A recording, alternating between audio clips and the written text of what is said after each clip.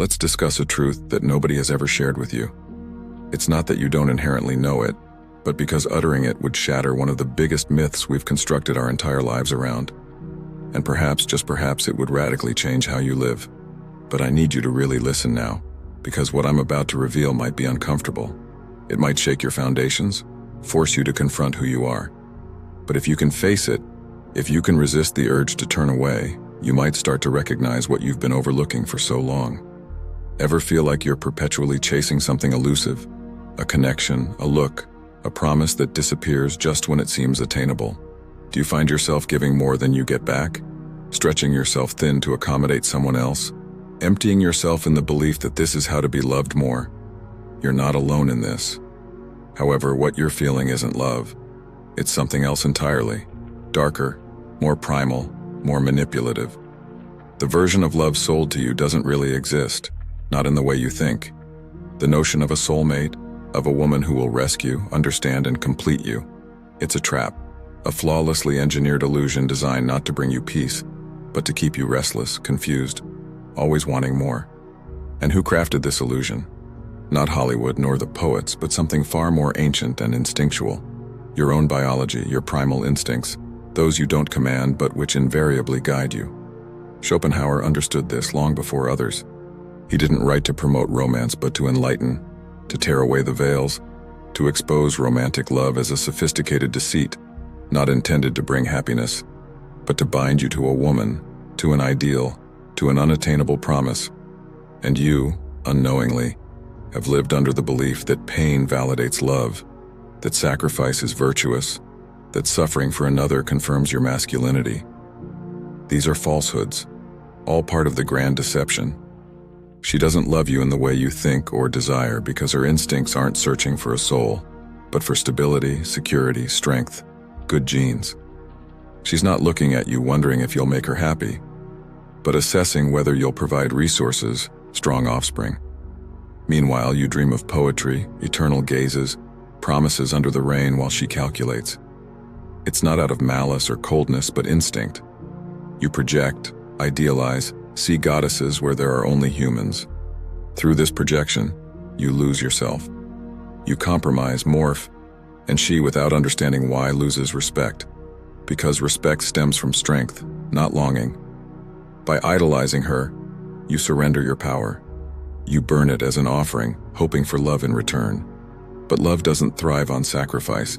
It responds to strength, presence, independence. And the most twisted part? Deep down you know this. Every time you try too hard, rationalize her indifference, feel less like yourself and more like her satellite, a voice inside you protests. But you dismiss it, choosing the comforting lie over the harsh truth, because you were never taught how to live without the myth of romantic love. No one told you that you can be complete, powerful, free, without conforming to the lover's archetype. This video isn't an attack on women. It's a plea against ignorance, against the infantilization of love, against the notion that suffering is necessary for worthiness.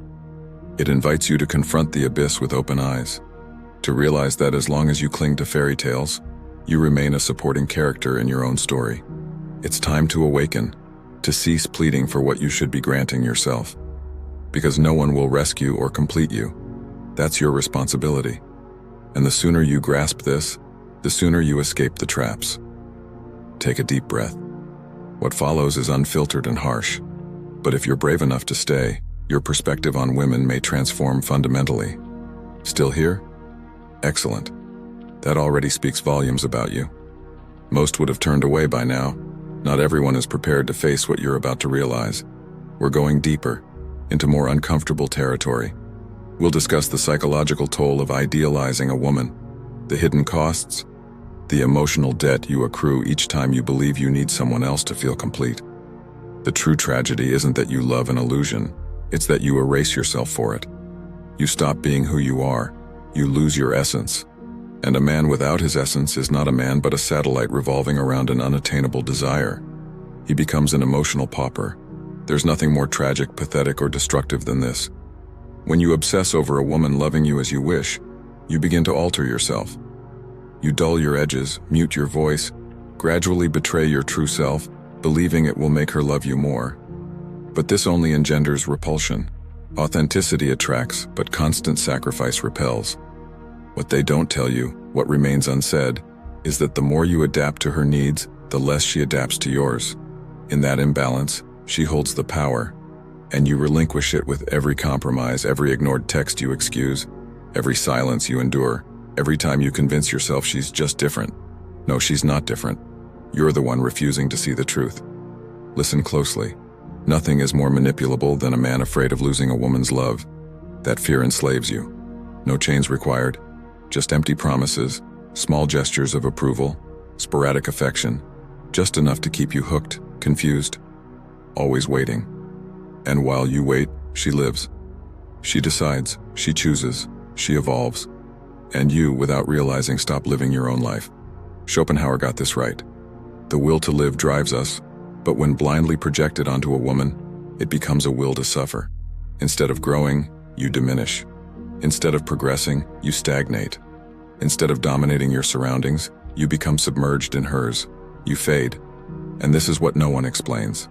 When you lose yourself for a woman, you don't just lose the relationship. You lose your vitality, your focus, your masculine essence.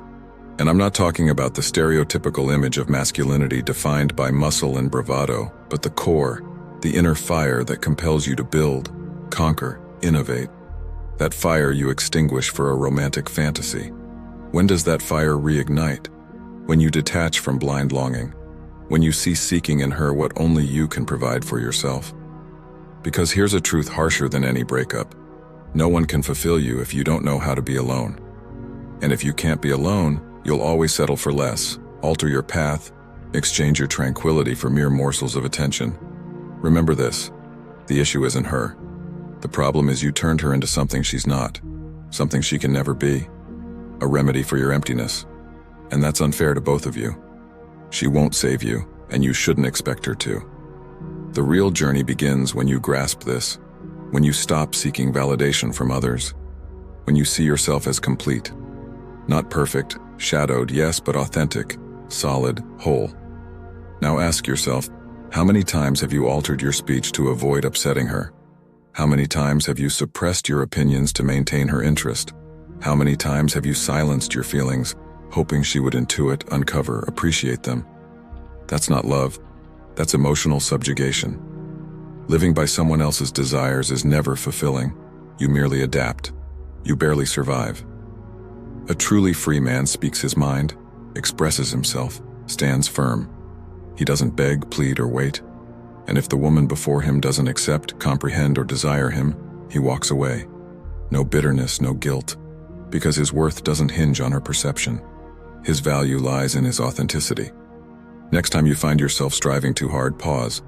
Consider whether you're acting out of genuine desire or fear of losing her. If it's the latter, flee. Not for her, but for yourself. Because love should never stem from fear. No relationship founded on need can ever bring peace, only anxiety, dependence, emptiness. And if you've listened this far, take this to heart. You're not broken, you're not lost, you're merely misled. You've been duped into forsaking your true self for a shadow, a mirage of what could be. But it's time to reclaim your reality, to rediscover your integrity, your unyielding, unbreakable spirit.